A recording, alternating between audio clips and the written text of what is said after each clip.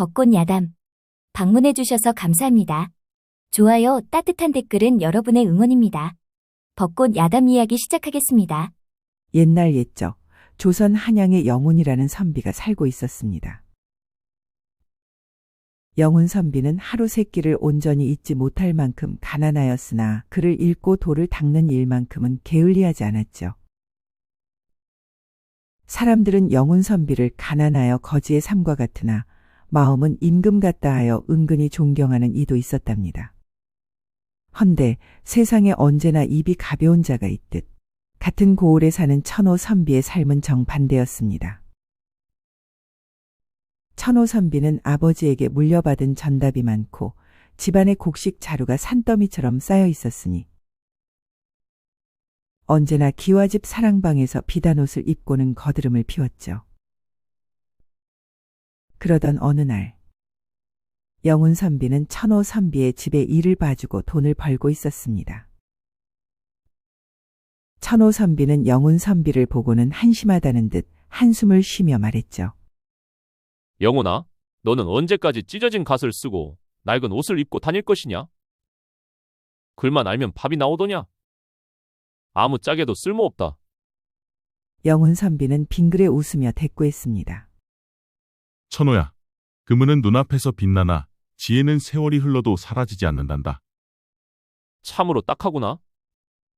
보거라, 부가 넘쳐나니 좋은 기와집에서 좋은 옷을 입고 맛있는 음식을 먹으며 이리 편하게 사는데 어찌 부를 믿지 말라고 하는지 참으로 이해할 수 없구나. 알게 되는 때가 있을 것이다. 그러나 천호 선비는 그 말을 비웃으며 이웃들 앞에서 더 우쭐거렸습니다. 그러던 어느 날 천호 선비는 아버지께서 지방으로 발령이 되어 재산을 정리하고 지방으로 내려가게 되었습니다. 또한 영훈 선비도 지방에 일이 생겨 가게 되었죠. 그렇게 두 선비가 함께 먼 길을 나서게 되었답니다. 천호 선비는 금은 보화를 자랑하듯 배에 가득 실어 나섰고 영훈 선비는 가진 것이라곤 책 몇 권뿐이었습니다. 길을 가다 두 사람은 나루터를 건너 배를 타게 되었는데 이때 불현듯 강도떼가 들이닥쳤던 것이었죠. 강도들은 번쩍이는 칼을 휘두르며 천호 선비의 금은 보화를 모조리 빼앗아 가버렸답니다. 천호 선비는 그 자리에서 얼굴이 허옇게 질려 주저앉아 통곡했지만 전 재산을 잃은 후였습니다. 아, 나는 이제 알거지가 되었구나. 이 귀한 금은 보화를 잃고 어찌 살란 말이냐? 강도들은 영훈 선비에게도 다가왔으나 그가 가진 것은 낡은 책뿐이었으므로 빈정대며 지나쳐 버렸답니다. 이 거지는 털어봐야 쥐 눈깔만도 못하구나. 가자. 배가 강을 건넌 뒤 천호 선비는 손톱으로 땅을 파며 울부짖었으나 영훈 선비는 오히려 태연히 앉아 책장을 넘기며 말했습니다. 천호야, 너는 손에 쥔 재산을 다 잃었구나. 허나 내가 가진 학문과 도리는 그 누구도 빼앗지 못하였다. 이것이야말로 진정한 재산 아니겠느냐? 천호 선비는 처음에는 화가 나서 그 말을 밀쳐내려 했으나 점차 영훈 선비의 말이 가슴을 찌르듯 와닿았답니다. 그 뒤 두 사람은 고을에 도착했죠. 천호 선비는 빈 몸이 되어 설 곳조차 잃고 방황하였으나 영훈 선비는 학문을 바탕으로 백성들을 가르치고 글을 써서 원님의 눈에 들었습니다. 사람들은 천호 선비를 두고 말했죠. 재산이 많은 선비가 온다고 해서 기대하고 있었는데 별거 없구먼. 헌데 그 색 난리를 쳤는지 모르겠네. 형님, 그 소리 못 들었어요? 나루터에서 강도를 만나 전 재산 다 뺏겼다고 했구먼요. 그려? 아이고, 그럼 한순간에 거지가 되었구먼. 그랬지요.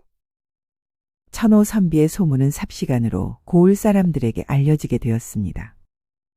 천호 선비는 그제야 땅을 치며 깨달았죠.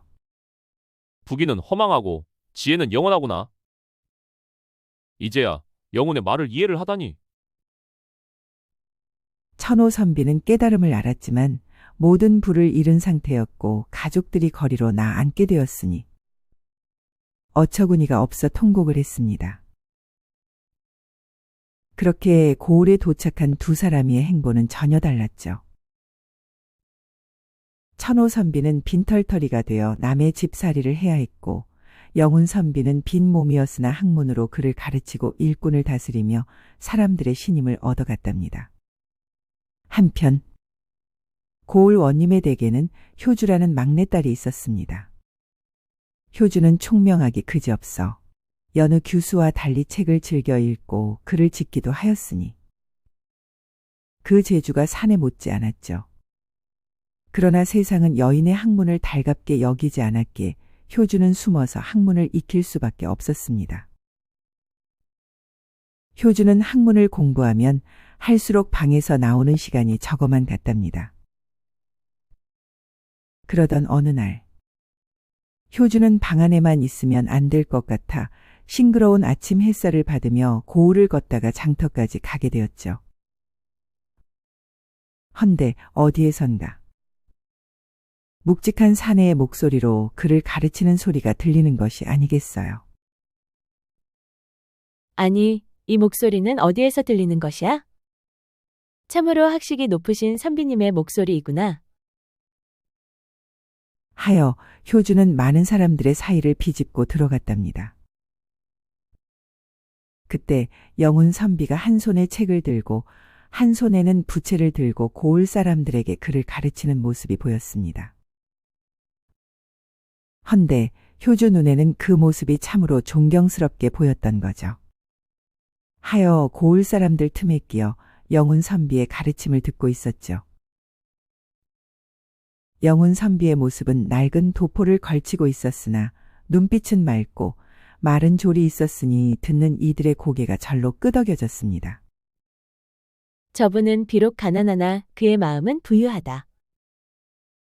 참으로 기이한 사내로다. 그날부터 효주는 사람들의 눈을 피해 자주 장터에 나가 멀리서 영훈 선비를 지켜보았죠. 효주는 영훈 선비에게 자신이 집필한 시문집을 평가를 받고 싶다는 생각이 들었습니다. 이 시문집을 가지고 가. 저 영훈 선비님한테 선물로 드리거라. 이것은 무슨 소리예요? 밑도 끝도 없이 힘들게 쓰신 시문집을 선물로 드리라고요?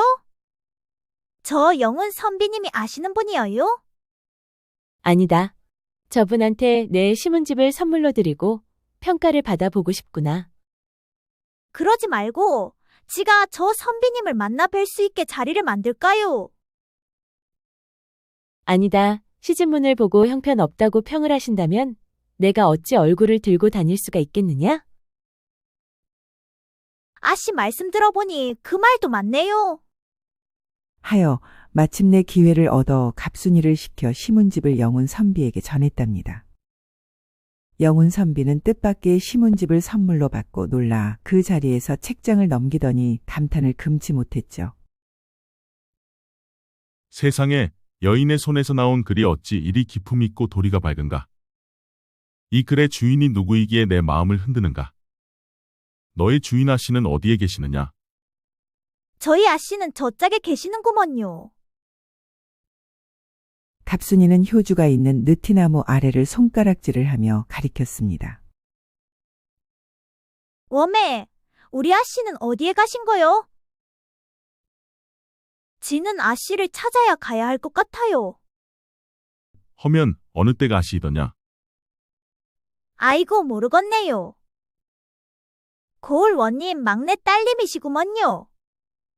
갑순이는 그 말만 던지고 효주를 찾아 뛰어갔습니다. 효주는 그런 사실도 모르고 장터 초입에서 갑순이를 기다리고 있었죠. 갑순이가 왜 이리 오지를 않는 것이야? 그런데 그때 영훈 선비가 장터에서 초입으로 걸어오는 것이 아니겠어요. 효주는 나무 뒤로 몸을 숨기고 영훈 선비가 가기만을 기다렸답니다. 영훈 선비는 나무 뒤에 숨어있는 효주를 힐끔 쳐다보고는 길을 걸었습니다.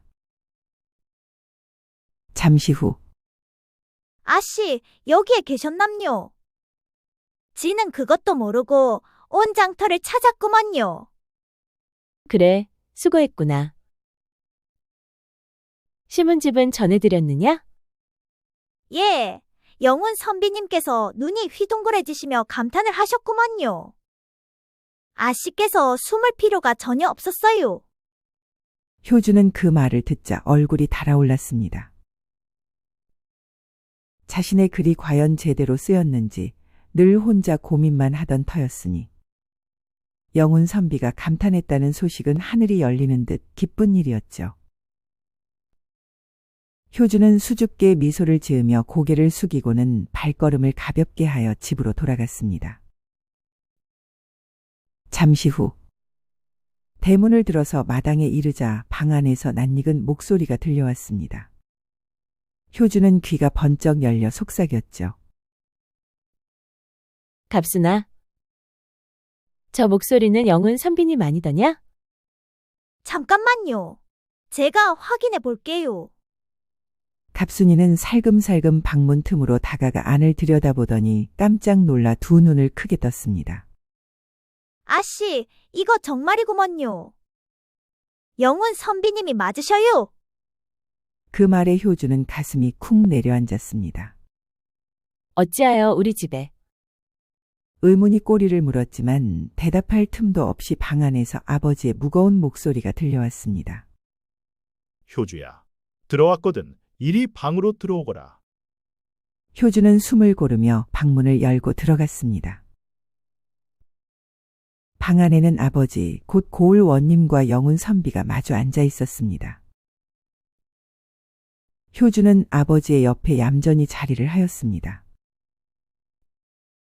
효주야, 이런 훌륭한 선비를 내가 어떻게 알게 되었더냐?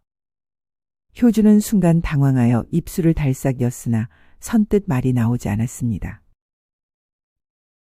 이를 본 영훈 선비가 조용히 입을 열었습니다. 따님께서 글솜씨가 예사롭지 않다는 소문을 듣고 그 재주가 궁금하여 신뢰를 무릅쓰고 찾아왔습니다. 그러자 원님은 코웃음을 치듯 말했습니다. 허허, 별 말씀을. 여인이 글 솜씨가 좋아서 못하겠소. 여인은 얌전히 있다가 훌륭한 사내에게 시집만 잘 가면 족한 것이지요. 그러나 영훈 선비는 고개를 단호히 저으며 대꾸했습니다. 저는 그렇게 생각지 않습니다. 제 아내가 될 여인이 학문의 뜻이 없다면 아무리 아름답다 한들 제 눈에는 귀하게 여겨지지 않을 것 같습니다. 그 말에 원님의 표정은 굳어졌습니다. 잠시 무겁게 가라앉은 공기 속에서 효주는 얼굴이 화끈거려 감히 고개를 들지 못했으나 마음 한구석이 은근히 기뻤습니다. 잠시 후 원님이 자리에서 일어서며 말했습니다. 내가 급히 처리할 일이 있구나. 효주야, 내가 손님을 접대하거라. 그럼 제 딸과 담소를 나누다 가시지요. 나는 먼저 나가겠소. 귀한 시간 빼서 송구합니다. 다음에는 반드시 미리 연통을 드리고 오겠습니다. 원님이 자리를 비우자 방 안에 긴장이 풀렸습니다. 효주와 영훈 선비는 대청마루로 나와 다과상을 마주하고 앉았죠. 영훈 선비는 잠시 효주를 바라보다가 진심 어린 목소리로 말했습니다. 낭자의 글은 놀라움 그 자체입니다. 신문집을 읽는 순간 제 마음에 등불이 켜지는 듯하였습니다. 효주는 얼굴이 달아올라 두 손을 모으며 대답했습니다. 선비님께서 그렇게 말씀해 주시니 몸둘 바를 모르겠습니다. 그 순간 영훈 선비의 눈에는 수줍게 웃는 효주의 모습이 마치 꽃이 피는 듯 어여쁘게 비쳐 차마 시선을 거두기 어려웠죠. 그날 늦은 저녁 대청마루에서 다정히 담소를 나누는 영훈 선비와 효주의 모습을 머슴 하나가 보게 되었습니다. 머슴은 곧장 천호 선비에게 달려가 귀띔했죠. 도련님, 큰일 났습니다요. 영훈 선비님께서 원님 댁에 들러 아씨와 나란히 다과를 나누고 있구먼요. 천호 선비의 눈빛이 이글거리며 번뜩였습니다. 뭐라? 영훈이 감히 원님댁 아씨 곁에 앉아 있었다고? 흥, 서생 주제에 제 분수를 모르는구나. 천호 선비는 분노와 질투로 밤새 잠을 이루지 못했습니다. 게다가 효주 아씨가 은근히 영훈 선비를 마음에 두고 있다는 소문이 돌자 천호 선비의 마음은 더 갈기갈기 찢어지는 듯 아팠죠. 고을에서 효주 아씨를 얻을 사내는 오직 나뿐이다. 영훈, 내 놈이 반드시 파멸을 맛보게 해주마. 천호 선비는 재산을 모두 잃고 남의 집에서 심부름꾼 노릇을 하고 있었는데 영훈 선비가 원님의 총애를 받고 더구나 효주 교수와도 은근한 정이 오가는 것을 알게 되자 질투와 분노에 눈이 멀었습니다. 내가 가진 모든 것을 잃은 것도 모자라. 이제는 규수마저 그 거지에게 뺏기다니. 차라리 둘 다 망쳐버리겠다. 천호 선비는 꾀를 내어 관아에 고변했습니다. 영훈이 백성들을 모아 그를 가르치며 사람들의 마음을 사니 이는 영모의 징조입니다. 곧 불어난 무리로 자라날 것입니다. 그 말에 놀란 원님은 영훈 선비를 불러 추궁했죠. 내가 어찌하여 백성들을 모으느냐? 혹여 불순한 의도가 있는 것이 아니더냐? 영훈 선비는 차분히 대답했습니다. 소인이 그를 가르치는 것은 백성들이 그를 알면 억울한 일을 덜 당하고 올바른 길을 알 수 있기 때문입니다. 만약 그를 아는 것이 영모라면 조선의 도리가 무너지는 것이 아니겠습니까? 원님은 쉽게 판단하지 못하고 머뭇거렸죠. 바로 그때 효주가 나섰습니다. 아버지, 영훈 선비님은 세상에 없는 분입니다. 만약 영모의 뜻이 있었다면 어찌 제게 시문을 함께 논하고 도리에 대해 토론하셨을까요? 원님은 크게 놀라며 물었습니다. 효주야, 내가 어찌 선비와 몰래 어울렸단 말이냐? 효주는 부끄러움도 있고 당당히 대답했답니다. 그분이야말로 나라를 바로 세울 선비라 생각이 되었습니다. 저는 그분과 뜻을 함께 하고자 합니다. 원님은 그제야 진실을 깨닫고 영훈 선비를 풀어주었죠. 며칠 뒤 고을에 수상한 소문이 퍼졌습니다. 사내, 영훈 선비님이 몰래 원님의 재산을 탐내어 효주 아씨에게 접근했다고 하구먼요. 가난한 자가 부잣집 교수에게 눈독을 들이는 건 예나 지금이나 변치 않지 않네 그려. 사람들은 수군거렸고 원님 또한 흔들리기 시작했습니다. 이는 모두 천호 선비가 뒤에서 돈을 풀어 만들어낸 헛소문이었죠. 그러나 효주는 소문에 휘둘리지 않았습니다. 오히려 밤마다 시문집을 써내려가며 영훈 선비에게 보여주고자 하는 마음이 더욱 굳어졌죠. 사람들의 입은 바람 같아 흔들리나 참된 학문과 마음은 흔들리지 않으리라. 효주의 지혜와 꿋꿋한 태도는 영훈 선비에게 큰 힘이 되었습니다. 천호 선비는 여기서 멈추지 않았습니다. 이번에는 관아의 하수인을 매수하여 영훈 선비에게 억울한 죄를 뒤집어 씌우려 했습니다. 사내, 영훈 선비님이 밤중에 원님의 사랑채를 드나들었다지. 그 소문이 그럼 정말인 것이요. 효주 아씨가 그럴 줄은 꿈에도 생각 못했구먼. 원님의 마음이 폭폭하시겠네. 막내 아씨를 얼마나 아끼셨는가? 이런 소문이 돌았으면 원래를 시켜야 하는 것이 아니오. 이 소문은 마침내 원님의 귀에도 들어가 원님은 크게 노하여 영훈 선비와 효주 아씨를 불러들였습니다. 고을에 떠도는 소문이 사실이더냐? 그 소문은 사실이 아닙니다. 허나 저로 인해 불경한 소문이 났으니 효주 낭자와 혼인을 허락해 주시지요. 효주는 생각지도 못한 영훈 선비의 말에 심장이 심쿵 내려앉았습니다. 그동안 주변 선비들을 보았지만 영훈 선비처럼 마음이 끌리는 선비는 없었으니까요. 원님은 영훈 선비의 말에 화가 났지만 마냥 화만 낼 수는 없었습니다. 혼례식을 하더라도 내가 결백하다는 것을 밝히고 나서 혼인을 해야 할 것이다. 내 귀한 딸이 더러운 소문에 이끌려 혼인시키고 싶지 않으니. 아버지, 그것은 제가 밝혀내겠습니다. 전 그자에게 똑같이 갚아주려 합니다. 그리하거라. 이 일은 집안의 수치로 남기면 아니 될 것이다. 효주의 눈빛은 매섭고 예리하게 빛났습니다. 원님은 처음 보는 효주의 표정에 놀랐고 속으로 생각을 했죠. 딸이라는 이유만으로 내가 모든 것을 포기하며 살으라 했구나. 효주의 눈빛은 그 어느 사내들보다 총명하게 빛나고 있다. 원님은 그제야 딸이라는 이유로 글 공부도 그 무엇도 필요가 없다고 말을 한 것이 미안하게 생각이 들었답니다. 그리고 영훈 선비와 효주는 원님의 방에서 나왔습니다. 낭자, 잠시 같이 걸어도 될까요? 마음이 많이 복잡해 보이십니다. 이런 일로 혼인까지 하실 이유는 없습니다. 아니요. 전 이런 소문으로 인해 효주 낭자와 혼인할 수 있는 이유가 생겨 좋기만 합니다. 효주 낭자한테는 미안한 얘기지만요. 효주는 생각지도 못한 영훈 선비의 말에 놀라 큰 눈을 깜빡이며 영훈 선비를 올려다보았죠. 효주 낭자가 그리 올려다보니 제 시선을 어디로 두어야 할지 모르겠습니다. 영훈 선비의 얼굴은 홍당무처럼 귀까지 벌개져 있었답니다. 전 효주 낭자의 신문집을 보고 낭자가 궁금도 했고 신문집에 대해 담소를 나누고 싶었습니다. 그리고 제 부인은 낭자와 같은 분이었으면 좋겠다고 생각을 하고 있었지요. 효주는 영훈 선비의 솔직한 말에 심장은 콩콩 뛰고 있었고 그 떨림이 너무 좋았습니다. 이번 일을 어떻게 해결을 하실지 참으로 궁금도 합니다.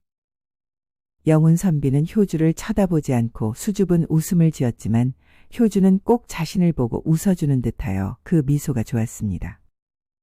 한편 천호 선비는 효주 아씨에 대해 그리고 고을 사람들한테 신임을 받고 있는 영훈 선비를 소문으로 더럽혀 놓고 뿌듯한 표정을 짓고 있었죠. 두 사람을 이렇게 만들어 놓았으니 분명 영호는 고을에서 살기 힘들 것이고 이곳을 떠나야 할 것이다. 그렇다면 난 소문으로 더럽혀진 효주낭자와 혼인을 하면 될 것이야. 천호 선비는 자신의 계략에 찬사를 보내며 효주와 혼인할 생각에 실실 웃었습니다. 잠시 후 도련님, 큰일입니다요. 무엇인데 그리 호들갑이더냐? 도련님께서 여색을 좋아하여 기방을 다니고 도박을 하여 모든 재산을 날렸다는 소문이 고을에 퍼지고 있구먼요. 아니, 그런 소문을 누가 냈더라는 말이더냐? 그것이 효주 아씨라고 하더구먼요. 아니, 효주낭자가? 천호 선비의 눈빛은 분노로 꽉 찼으며 그 살기는 옆에 있는 머슴의 오금을 저리게 했답니다. 천호 선비는 방문을 박차고 밖으로 나갔습니다. 한편 갑순아? 천호라는 사람의 소문이 고을에 다 퍼졌느냐? 마요. 아주 개망나니 취급을 당하고 있구먼요. 그래, 똑같은 망신을 당해봐야 자신의 잘못을 알지 않겠느냐? 아씨는 평소에 보면 참으로 단아하시고 착하게만 보였는데 오늘은 어찌 성난 여우처럼 보이는구먼요. 그렇더냐? 그러니 갑순이 너도 조심하거라.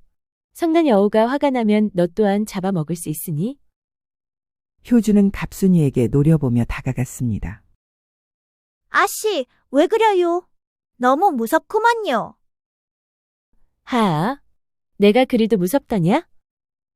걱정하지 말거라. 착한 사람한테는 난 언제나 선한 사람이니. 갑순이는 그런 효주를 걱정되는 얼굴로 쳐다보았습니다. 아씨, 세상에는 아씨가 생각하시는 것보다 더 악귀 같은 사람들이 있어요.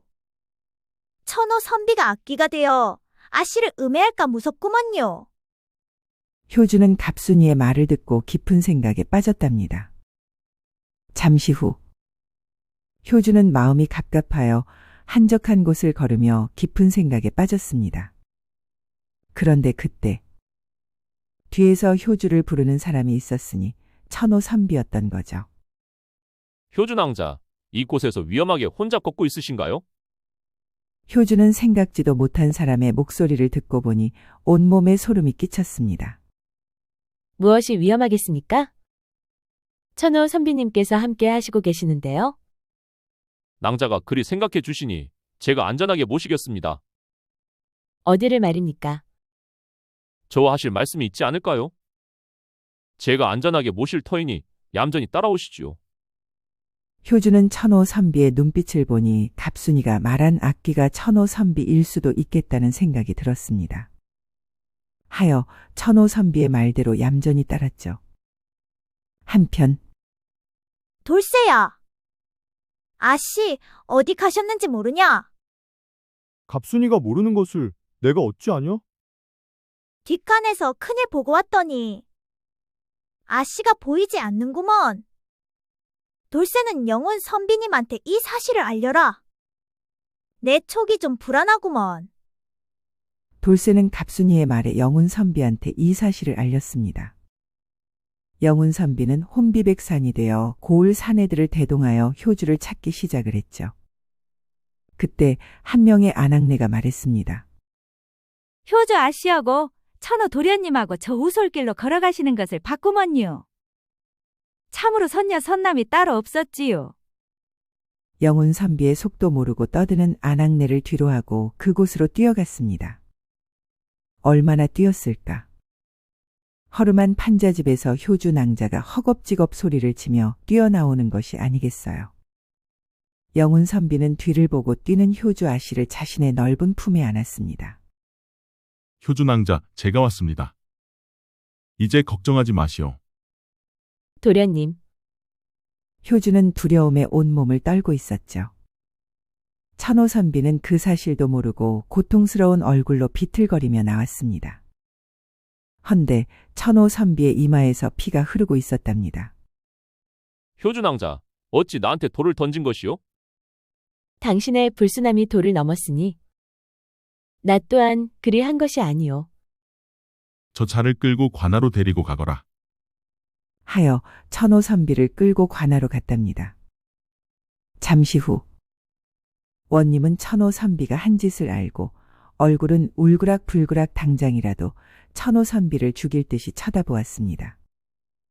허나 그 반면 효주는 덤덤한 표정으로 천호선비를 내려다보았죠. 저 자의 만행을 모든 사람들 앞에서 알려야겠습니다. 그리하거라. 내가 무엇을 잘못했다는 말입니까? 효주낭자와 대화를 하려고 한 것도 잘못입니까?